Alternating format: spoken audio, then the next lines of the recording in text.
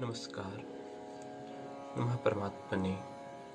अभी हमने पूर्व में प्रथमा विभक्ति विधायक प्रथम सूत्र प्रातिपदिकार्थ लिंग परिमाण वचन मात्रे इस सूत्र पर विचार किया। इसमें कुछ विशेष अंश अवशिष्ट रह गए थे जिन्हें जानना आवश्यक प्रतीत होता है। जो अंश सिद्धांत कौमुदी से संबद्ध हैं उन अंशों पर हम इस क्रम में विचार करेंगे। कल हमने प्रातिपदिक के 5 अर्थों पर विचार किया था। जो प्रवृत्ति निमित्त, तदाश्रय व्यक्ति, लिंग, संख्या और कारक के रूप में है। इसमें प्रवृत्ति निमित्त शब्द के विषय में कुछ विचार आवश्यक है। इसका स्वरूप क्या है, इसका लक्षण क्या है। तो प्रवृत्ति निमित्त का लक्षण आचार्य पक्षधर मिश्र ने अपने प्रकाश नामक ग्रंथ में कहा है। वाच्यत्वे सति, वाच्यवृत्तित्वे सति, वाच्योपस्थितीय प्रकारताश्रयत्वम्। पुनः वाच्यत्वे सति, वाच्यवृत्तित्वे सति, वाच्योपस्थितीय प्रकारताश्रयत्वम्। अर्थात जो वाच्य हो और जिसकी वाच्य में वृत्तता हो और जो उपस्थिति है उसमें प्रकारतया भाषित हो रहा हो।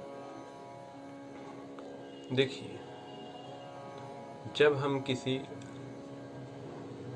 शब्द का या पद का उच्चारण करते हैं तो उससे हमको अर्थ का बोध होता है। उस स्थिति में शब्द के द्वारा अर्थ का जब बोध होता है तो उसमें रहने वाले एक धर्म का भी ज्ञान होता है। यह स्वाभाविक प्रक्रिया है। यद्यपि यह शंका हो सकती है कि जनमानस में इस प्रकार धर्म से युक्त धर्मी का बोध नहीं होता। जैसे कि घटम आनय, इस वाक्य के उच्चारण में घट के द्वारा घटत्व रूप अर्थ की भी उपस्थिति होती है, ऐसा हमारे व्यवहार में नहीं। तो इस विषय में यह जान लेना आवश्यक है कि जब हम शब्द का उच्चारण करते हैं तो हमारे बुद्धि में एक उस शब्द से संबद्ध अर्थ के रूप में आकृति और उन गुणों से विशिष्ट किसी पदार्थ विशेष की उपस्थिति होती है। घट कहने पर घट उसके आकार का ज्ञान हमारे बुद्धि में आता है, उसका स्मरण होता है। तो वह जो एक आकृति इत्यादि का स्मरण होता है वह सभी को होता है, लेकिन उसको कहने के लिए शब्द, उसका वाचक शब्द हम व्यवहार में नहीं जानते, इसलिए हम उसकी अभिव्यक्ति नहीं कर पाते।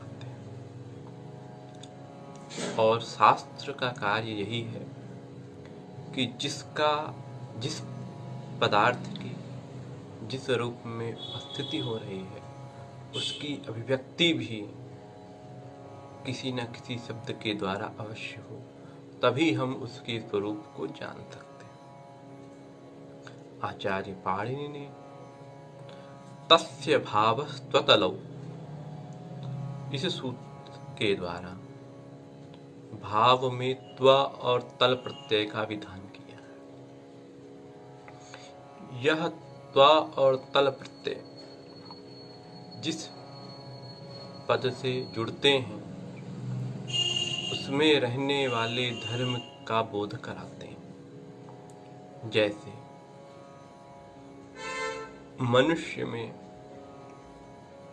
एक धर्म होता है, उस धर्म को हम लोग मनुष्यत्व या मनुष्यता कहते हैं। यह हमारे भाषा में भी प्रयोग होता है। उसी प्रकार कभी कभी हम लोग रागादिवशात किसी व्यक्ति के लिए पशु शब्द का भी प्रयोग कर देते हैं। वहां पर वह पशु शब्द उस मनुष्य का वाचक नहीं है, उसकी संज्ञा नहीं, लेकिन जो पशु के धर्म हैं जड़त्वादि, उनके उस व्यक्ति में होने के कारण हम उसमें भी पशु का व्यवहार कर देते हैं, कह देते हैं कि यह पशु है, तुम पशु हो, इस प्रकार से। तो वहाँ पर जो धर्म है उसको हम उस पशु जो प्रातिपदिक है उसमें जो है त्व प्रत्यय जोड़ करके अभिव्यक्त करते हैं। तो कहते हैं इसी प्रकार पशुत्व, मनुष्यत्व इत्यादि रूप में। तो किसी भी शब्द से वह जो अर्थ है वह उपस्थित होता है। इसी प्रकार हाँ, यह अलग है कि शास्त्र की भाषा में उसको एक विशेष कर्म से भाषा में निबद्ध कर दिया गया है। तो जैसे हम घटः इस पद का उच्चारण करते हैं तो वहाँ पर जो अर्थ उपस्थित होता है वह दो अर्थ उपस्थित होते हैं, एक घटत्व और एक घट। वह घटत्व धर्म से युक्त घट अर्थ की उपस्थिति होती है। इसलिए हम कहते हैं कि घटः इस शब्द से घटत्वावच्छिन्न घट अर्थ उपस्थित होता है, अर्थात उस अर्थ में घटत्व की भी उपस्थिति होती है और घट की भी। वह घटत्व धर्म के रूप में। तो यहाँ पर जब हम घटः ऐसा उच्चारण करते हैं तो उस काल में घटत्वावच्छिन्न घट अर्थ उपस्थित हुआ तो उसमें एक प्रकार हो जाता है और एक विशेष्य हो जाता है। तो जिसका अन्वय करते हैं वह प्रकारतया भाषित होता है। तो हम घटत्व से विशिष्ट घट कह रहे हैं। तो यहाँ पर जो घटत्व है वह प्रकार है और घट यह विशेष है। प्रकार से आप विशेषण को भी समझ सकते हैं, लेकिन वस्तु स्थिति में प्रकार और विशेषण में थोड़ा सा भेद होता है। तो इस प्रकार की जब हमको उपस्थिति होती है तो उसमें घटत्व प्रकार है और घट विशेष है। तो यहाँ पर हम जब प्रवृत्ति निमित्त का लक्षण समन्वित करते हैं तो वह इस प्रकार होता है कि घटः इसके उच्चारण से घटत्व विशिष्ट घट अर्थ की उपस्थिति होती है। तो घट घटः में जो घट प्रातिपदिक है, इसका जो वाच्य है वह घटत्व भी है और घट भी।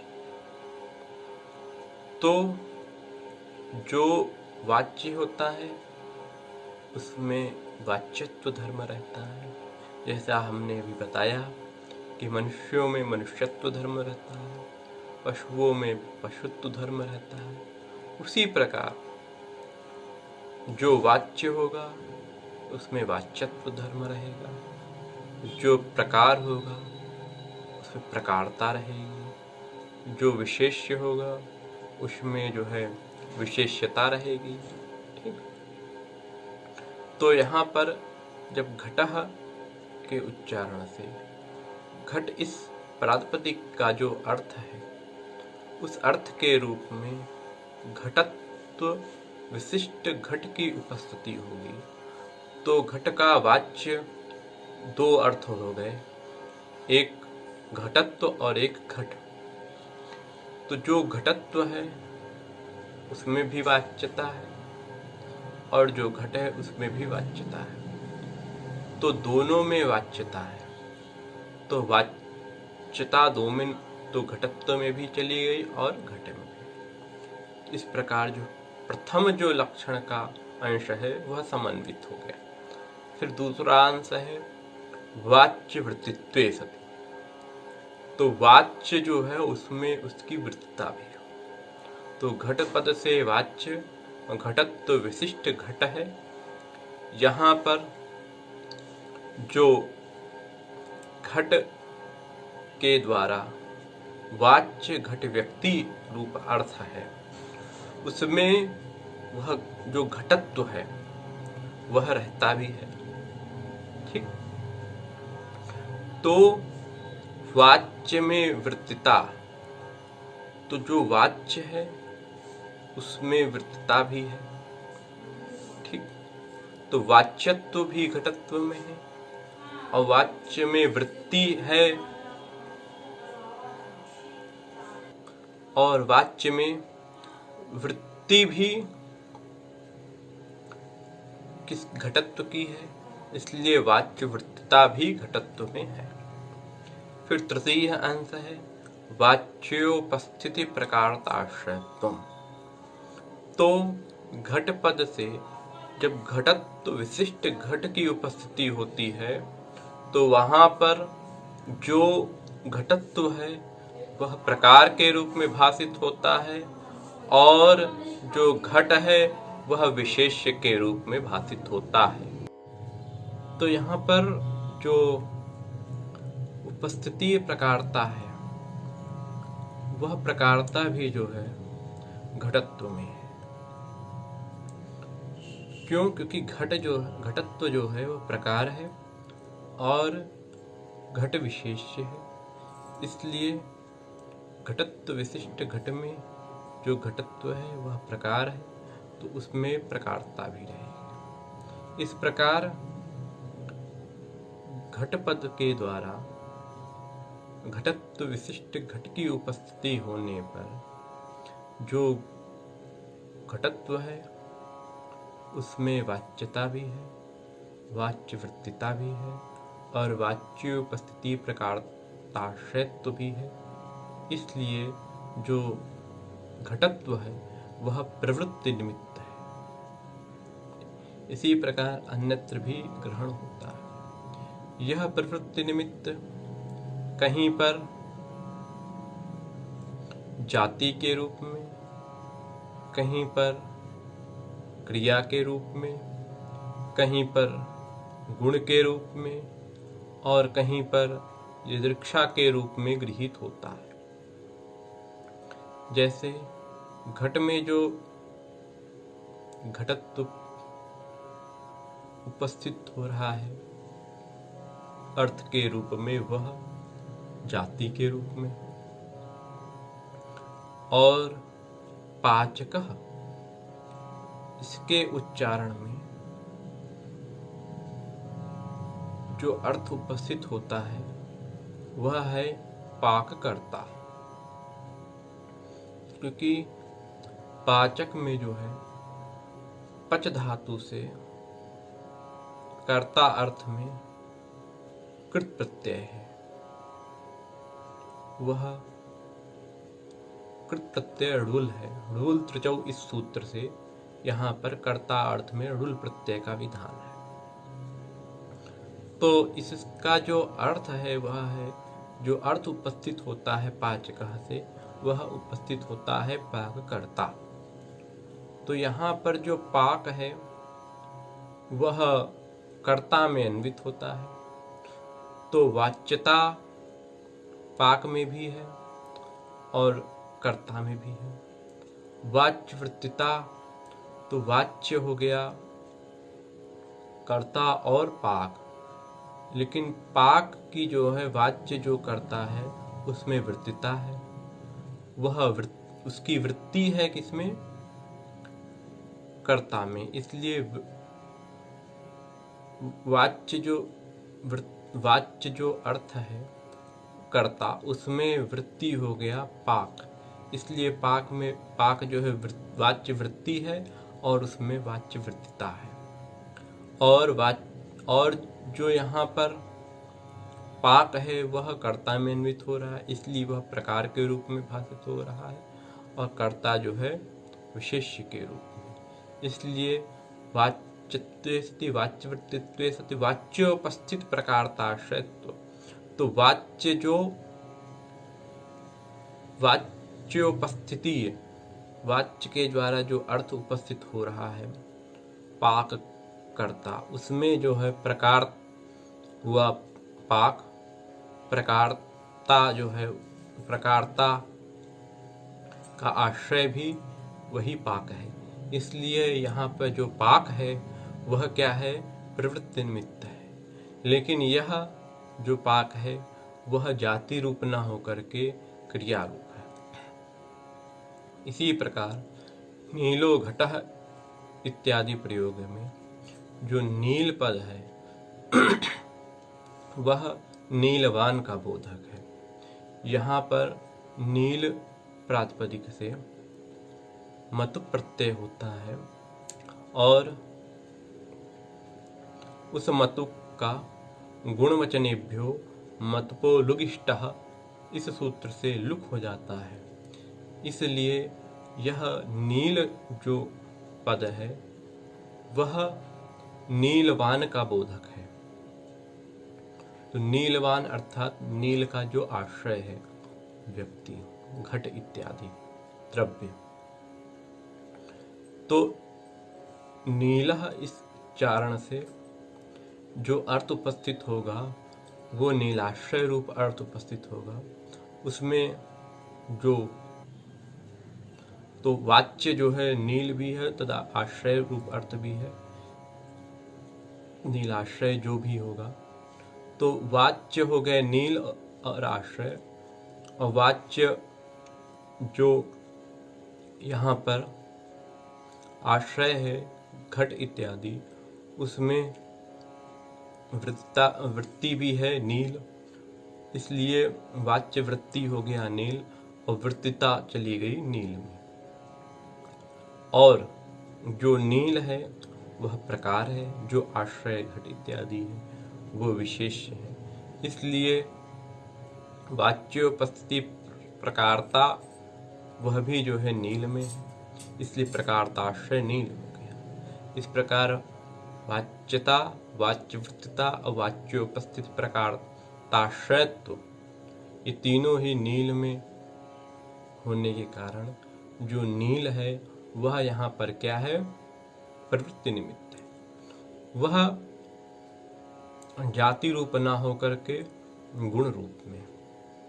जब नील यह नीलवान का बोधक ना होकर के नील गुण का वाचक होगा, तो वहाँ पर नीलः कहने पर नीलत्व विशिष्ट नील की उपस्थिति होगी। उस स्थल पर जो नीलत्व है वह जाति के रूप में भाषित होगा। ठीक है। इस प्रकार प्रवृत्ति निमित्त कहीं पर जाति होता है, कहीं पर क्रिया होगी, कहीं पर गुण होगा और कहीं पर यदृक्षा होगी। अब हम भट्टोई दीक्षित के द्वारा प्रातिपदिक के अर्थ के रूप में 5 प्रकार के जो अर्थ कहे गए हैं उनके न गृहीत होने पर जिस अर्थ की कल्पना की गई है उस पर विचार करते हैं। भट्टोई दीक्षित ने नियतोपस्थितिक यह प्रातिपदिक का अर्थ बताया है कि नियतोपस्थितिक प्रातिपदिकार्थ, अर्थात प्रातिपदिकार्थ के रूप में नियतोपस्थितिक अर्थ लेना है। तो नियतोपस्थितिक के स्वरूप के विषय में कुछ विचार करते हैं। तो यहाँ पर जो नियत है, जो नियत यह पद है, यहाँ पर समास है नियता उपस्थिति यस्य, नियत है उपस्थिति जिसकी। तो नियत शब्द जो है, नियत जो पद है वह नि पूर्वक यम धातु से अक्ता प्रत्यय होकर सिद्ध होता है। तो यहाँ पर नि पूर्वक जो यम धातु है उसका व्यापकत्व अर्थ है और अक्ता प्रत्यय का आश्रय, और जो यहाँ षष्ठी है उसका विषयता अर्थ है। इस प्रकार नियतोपस्थितिक का अर्थ हो जाता है व्यापकताश्रय उपस्थिति विषयत्व, वही जो है प्रातिपदिकार्थत्व है। क्या है?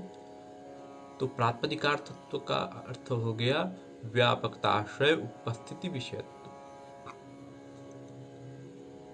तो यहाँ पर जो व्यापकता का आश्रय उपस्थिति, उसका विषय होना, तो उपस्थिति व्यापकता का आश्रय है, अर्थात उपस्थिति जो है वह व्यापक है। तो जब भी हम देखते हैं कि कोई व्यापक होता है तो उसका व्याप्य अवश्य कोई न कोई होता है, क्योंकि व्याप्य और व्यापक जो है नित्य साकांक्ष है। दो के बीच में ही व्याप्य व्यापक भाव संबंध होता है। जैसे धूम और वह्नि में, धूम क्या है? व्याप्य है, और वह्नि क्या है? व्यापक है। क्यों? क्योंकि जहाँ जहाँ धूम है वहाँ पर वह्नि की अवश्य ही सत्ता है। इसलिए धूम की अपेक्षा वह्नि व्यापक है और वह्नि की अपेक्षा धूम व्याप्य है। तो उसी प्रकार यहाँ पर जब जो उपस्थिति है वह व्यापक है तो व्याप्य की आकांक्षा स्वाभाविक है। तो यहाँ पर कहते हैं कि जो व्याप्य के रूप में वह प्रातिपदिकोच्चारण की उपस्थिति होगी, क्योंकि जब हम प्रातिपदिक का उच्चारण करते हैं उसके अनंतर ही अर्थ की उपस्थिति होती है। इसलिए यहाँ पर जो व्याप्य है वह प्रातिपदिकोच्चारण है और जो व्यापक है वह उपस्थिति है। अर्थात जहाँ जहाँ पर प्रातिपदिक का उच्चारण होगा वहाँ पर उपस्थिति अवश्य ही होगी। इस प्रकार जो अर्थ आया वह आया कि प्रातिपदिकोच्चारणनिष्ठ व्याप्यता निरूपित व्यापकतावत् उपस्थिति विषयताश्रयत्वम्। पुनः प्रातिपदिकोच्चारणनिष्ठ व्याप्यता निरूपित व्यापकतावत् उपस्थिति विषयताश्रयत्वम्। ठीक, तो यहाँ पर प्रातिपदिकोच्चारण यह क्या है? व्यापक है, और उपस्थिति जो है प्रातिपदिकोच्चारण व्याप्य है और उपस्थिति व्यापक है। इन दोनों के बीच में व्याप्य व्यापक भाव संबंध है। ठीक है।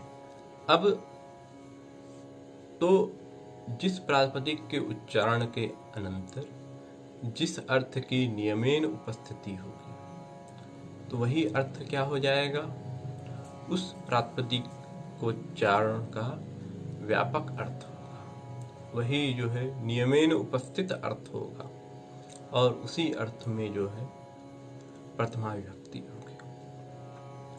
अब यहाँ पर एक संदेह होता है कि जो प्रातिपदिकोच्चारण है वह तो वक्ता में रहेगा, क्योंकि प्रातिपदिक का उच्चारण वक्ता कर रहा है, और जो अर्थ की उपस्थिति है वह श्रोता में होगी, क्योंकि जब कोई व्यक्ति प्रातिपदिक का उच्चारण करता है, हमने जैसे घटः कहा तो किसी ने घटः सुना, तो उस घट के द्वारा जो उसको अर्थ उपस्थित हुआ वह उसकी आत्मा में हो, लेकिन उच्चारण मुझ में है, मैंने किया, तो जो प्रातिपदिकोच्चारण का आश्रय हुआ मैं, और जो अर्थ उपस्थित हुआ उसका आश्रय कोई अन्य हो गया। तो जो व्याप्य व्यापक भाव है वह समानाधिकरणों का ही होता है, अर्थात जो एक ही अधिकरण में विद्यमान हो उन्हीं के मध्य में व्याप्य व्यापक भाव संबंध होता है। तो यहाँ पर उपस्थिति वक्ता में है और उपस्थिति श्रोता में है, और जो प्रातिपदिकोच्चारण है वह वक्ता में है। इस प्रकार दोनों के व्यतिकरण होने के कारण यहाँ पर जो व्याप्य व्यापक भाव संबंध आपने बताया वह कैसे संगत होगा। इस पर कहते हैं कि यहाँ पर जो हम प्रातिपदिकोच्चारण ले रहे हैं वह वक्ता में है, लेकिन हम उसको भी एक विशेष संबंध के द्वारा श्रोता में ले जा सकते हैं। वह संबंध है क्यों? क्योंकि यहाँ पर जो प्रातिपदिकोच्चारण है जिस वक्ता के द्वारा किया जा रहा है वह उसमें समवाय संबंध से है। तो यहाँ पर जो संबंध है समवाय संबंध चारण का और वक्ता के साथ जो समवाय संबंध है उसको हम ग्रहण ना करके यहाँ पर एक अन्य विशेष प्रकार का संबंध ग्रहण कर सकते हैं। तो जिस संबंध से वह प्रातिपदिकोच्चारण भी जो है श्रोता में चला जाएगा, तो उस प्रातिपदिकोच्चारण का अधिकरण श्रोता हो जाएगा और उपस्थिति भी उसी श्रोता में, इसलिए समानाधिकरण बन जाएगा। वह संबंध है स्वजन्य श्रावण प्रत्यक्ष समवायित्व। क्या संबंध है? स्वजन्य श्रावण प्रत्यक्ष समवायित्व। स्व हो गया प्रातिपदिकोच्चारण, उससे जन्य जो श्रावण प्रत्यक्ष है ना, वह समवाय संबंध से किसमें है? श्रोता में, क्योंकि श्रोता ने उस उच्चारण को सुना, तो उस उच्चारण से जन्य जो श्रावण प्रत्यक्ष, उसको जो उस पद का जो श्रावण प्रत्यक्ष हुआ, ठीक, उस वह समवाय संबंध से उसकी आत्मा में होगा। ठीक, तो इस प्रकार स्वजन्य श्रावण प्रत्यक्ष समवायित्व संबंध से वह जो उच्चारण है वह श्रोता में है और वहीं पर उपस्थिति भी है। इस प्रकार दोनों में समानाधिकरण बन जाता है। तो दोनों में समानाधिकरण होने के कारण, व्याप्य व्यापक भाव बन जाने के कारण, यहाँ पर जो व्याप्य व्यापक भाव संबंध बना करके उपस्थिति को व्यापक और प्रातिपदिकोच्चारण को व्याप्य बनाया, वह संगत हो जाता है। अब इस प्रकार नियतोपस्थिति का प्रातिपदिकार्थ, यह अर्थ का विशेष व्याख्यान है। इसके अनंतर भी इसमें और भी परिष्कार किया गया है, जिसको हम आगे शिखर इत्यादि के पाठ के समालोचन में व्याख्यायित करेंगे। अब यहाँ पर एक प्रश्न यह उठता है कि प्रातिपदिकार्थ का से 5 प्रकार के अर्थ लिए जा सकते हैं और प्रातिपदिकार्थ शब्द से कहीं पर भी नियतोपस्थितिक रूप अर्थ की उपस्थिति नहीं हो सकती, न ही वह विग्रह के द्वारा किसी भी प्रकार से, क्योंकि प्रातिपदिकार्थ का नियतोपस्थितिक अर्थ कैसे हो सकता है? न वो उसका वाच्य अर्थ है, न उसका लक्ष्यार्थ है।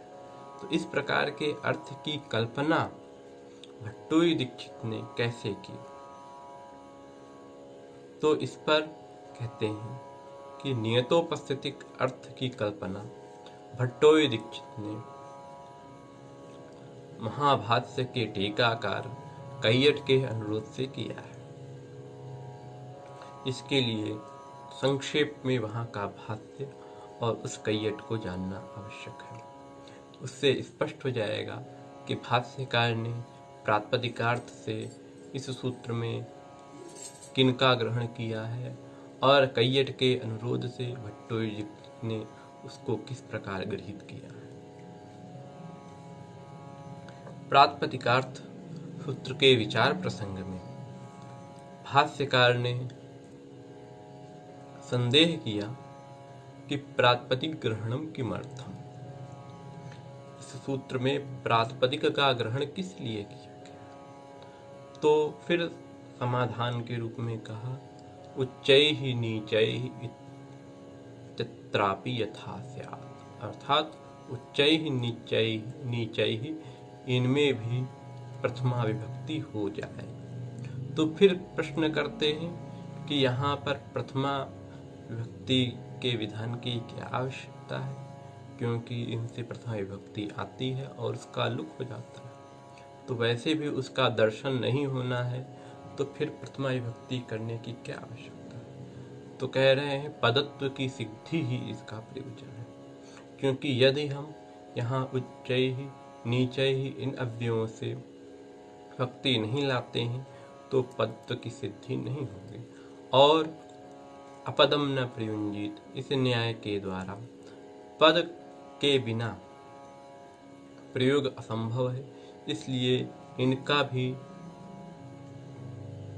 पद संस्कार हो सके, इसलिए विभक्ति लाना आवश्यक है। तो कह रहे हैं कि केवल पद बनाना ही यदि प्रयोजन है तो इसके लिए षष्ठी विभक्ति ला करके भी हम पद बना सकते हैं। उसी बात तो कहा कि किम पुनरत्र प्रथमया प्रार्थ्यते, तो कह रहे पदत्वम नहीं तदस्ति, कहे यह प्रयोजन नहीं है। षष्ठ्या अत्र पदत्वम भविष्यति, यहाँ पर षष्ठी के द्वारा भी पद की सिद्धि हो सकती है। अर्थात प्रथम यदि पदमात्र की ही सिद्धि करनी है तो प्रथमा ला करके पद बनाने की क्या आवश्यकता है? षष्ठी विभक्ति करके भी हम पद बना सकते हैं। तो केवल पद बनाने के लिए इस सूत्र में प्रातिपदिक ग्रहण की आवश्यकता नहीं। तो कह रहे हैं कि इसका अन्य भी प्रयोजन है। तो कहे क्या प्रयोजन है? तो कह रहे हैं इदम तर्हि प्रयोजनम ग्रामः उच्चैस्तव स्वम्, ग्रामः उच्चैस्ते स्वम्, ये दो प्रयोजन बताया। यहाँ पर उच्चैः तव और नीचैः ते, तो यहाँ पर जब हम उच्चैः और नीचैः से प्रथमा विभक्ति लाएंगे और उसका लुक हो जाएगा, तो उसके अनंतर जब हम अस्मद और युष्मद शब्द का प्रयोग करते हैं तो वहाँ पर सपूर्वायाः प्रथमायाः विभाषा, क्या सपूर्वायाः प्रथमायाः विभाषा, इस सूत्र के द्वारा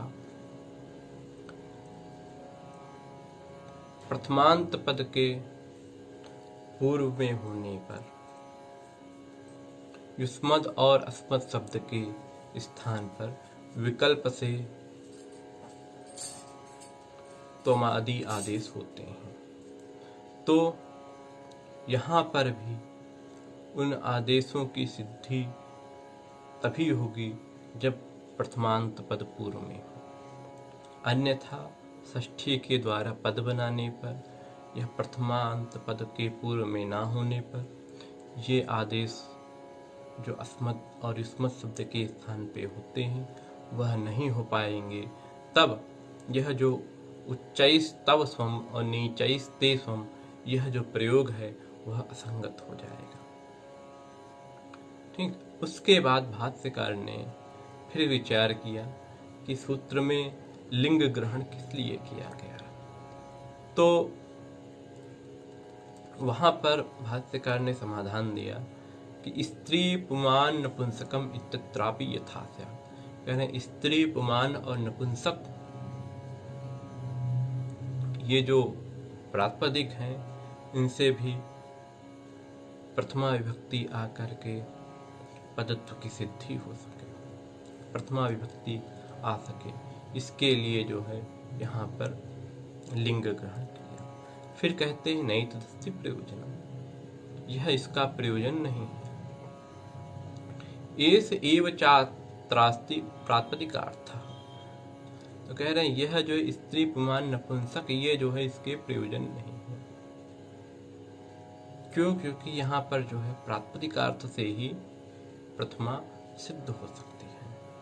तो फिर कहा इदंतर ही, फिर कहा कि ये प्रयोजन है कुमारी वृक्षा कुंडम।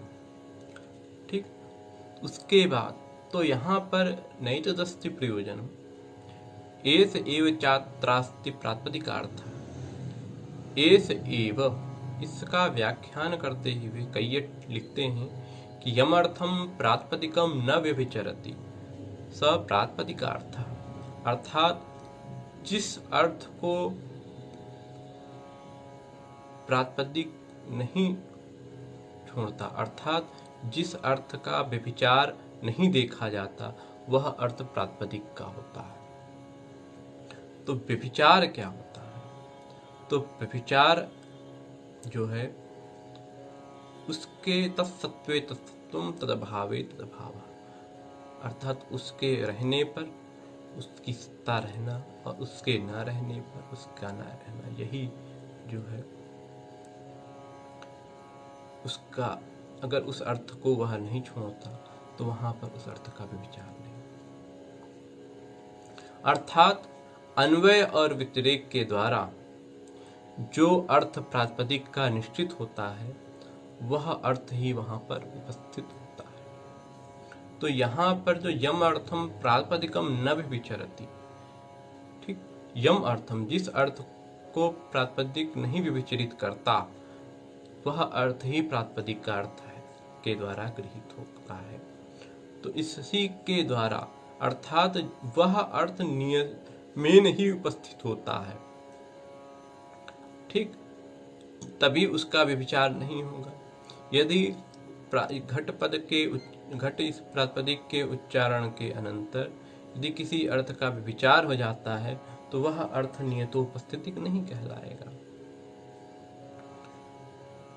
ठीक, इसलिए यहाँ पर इसके द्वारा उन्होंने क्या निर्णय लिया, इस कैयट के आशय को उन्होंने लगाया कि जिस अर्थ के प्रातिपदिक के उच्चारण के अनंतर जिस अर्थ का विचार नहीं होता, अर्थात जो अर्थ नियम पूर्वक उपस्थित ही होता है वही प्रातिपदिकार्थ से गृहीत होता है। तो नियमेन उपस्थित अर्थ को ही प्रातिपदिकार्थ के रूप में गृहीत करना चाहिए। इस आशय से उन्होंने नियतोपस्थिति का प्रातिपदिकार्थ यह अर्थ किया।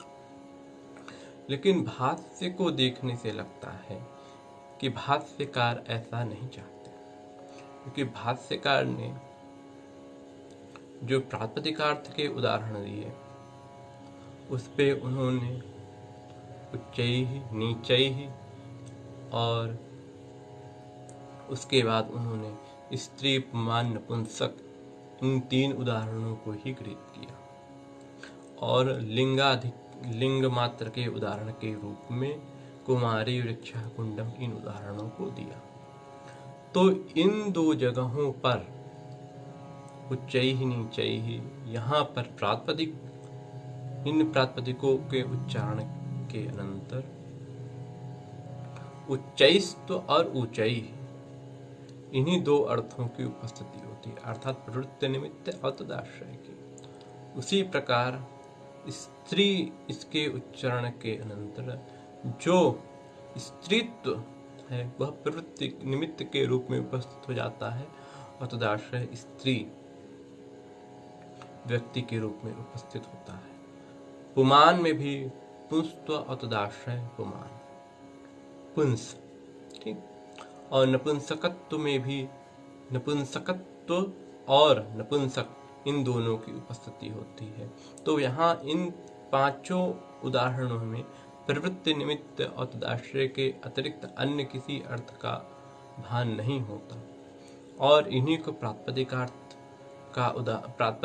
के उदाहरण के रूप में भाष्यकार ने बताया है।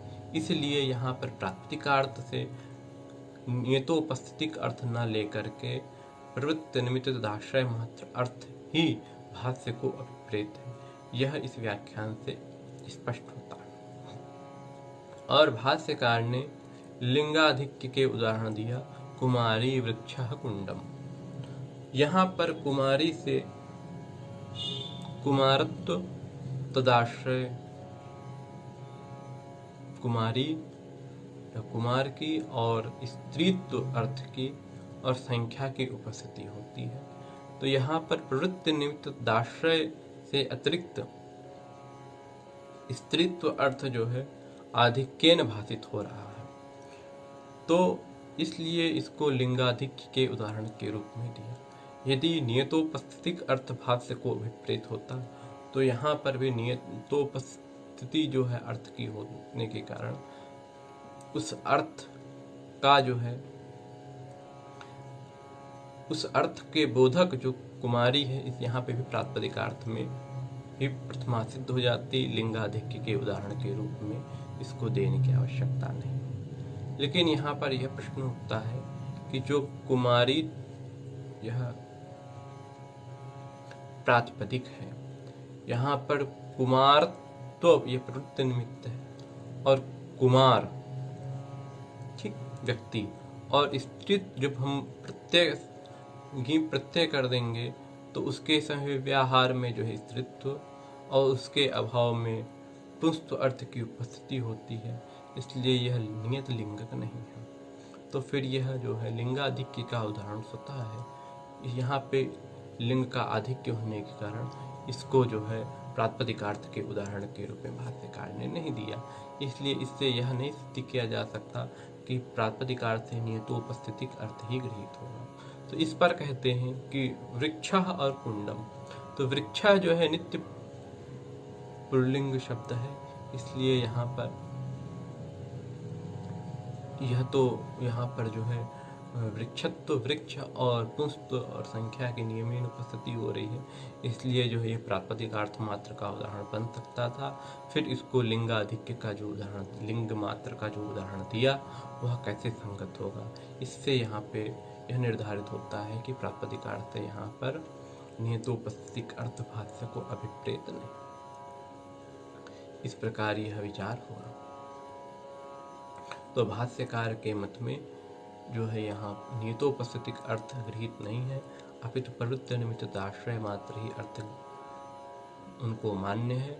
इसलिए उन्होंने लिंगाधिक्य के उदाहरण के रूप में कुमारी, वृक्षा, कुंडम इत्यादि जो लिंग विशिष्ट हैं उनको प्रस्तुत किया है। इस प्रकार कृष्ण, श्री, ज्ञानम इत्यादि जो उदाहरण सिद्धांत कौमुदी में हैं वे भी जो है लिंगाधिक्य के ही होंगे। परिमाण के विषय में भट्टोई दीक्षित ने द्रोणो व्रीहि यह उदाहरण दिया था। वहाँ पर भट्टोई दीक्षित ने कहा है कि द्रोण, इससे यदि प्रातिपदिकार्थ में या लिंगाधिक में प्रथमा करते हैं तो द्रोण इस पद का व्रीहि इसके साथ अभेदान्वय होने लगे, क्योंकि द्रोण यह भी नामार्थ है, व्रीहि भी नामार्थ है, और जो समानाधिकरण नामार्थ होते हैं उनका भेदान्वय ही होता है। इसलिए अभेदान्वय होने पर द्रोण से अभिन्न व्रीहि, द्रोणाभिन्नो व्रीहि, यह बोध होने लगेगा। जबकि यह बोध इष्ट नहीं है, क्योंकि जो द्रोण है उससे परिमित व्रीहि है, न कि उससे अभिन्न। इसलिए उन्होंने वहाँ पर परिमाण अर्थ में विभक्ति का विधान किया था। भाष्यकार ने परिमाण ग्रहण के उदाहरण के रूप में द्रोणः, खारी, आढ़कम इन्हीं उदाहरणों को दिया है। यहाँ पे द्रोणः, खारी, आढ़कम इन उदाहरणों में द्रोण शब्द से द्रोण, द्रोणत्व और लिंग से अतिरिक्त परिमाण अर्थ अधिक भाषित हो रहा है। इसलिए द्रोण इससे लिंगाधिक्य में प्रथमा सिद्ध नहीं, और लिंगाधिक्य में प्रथमा के सिद्ध न होने के कारण प्रथमा के विधान के लिए यहाँ पर परिमाण ग्रहण किया गया।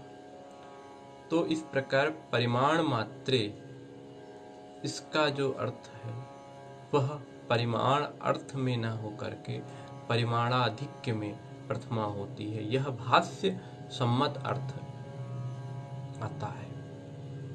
तो इस प्रकार जो द्रोण इससे जो प्रथमा हुई है वो भी परिमाण के अधिक होने पर प्रातिपदिकार्थ लिंगाधिक्य में,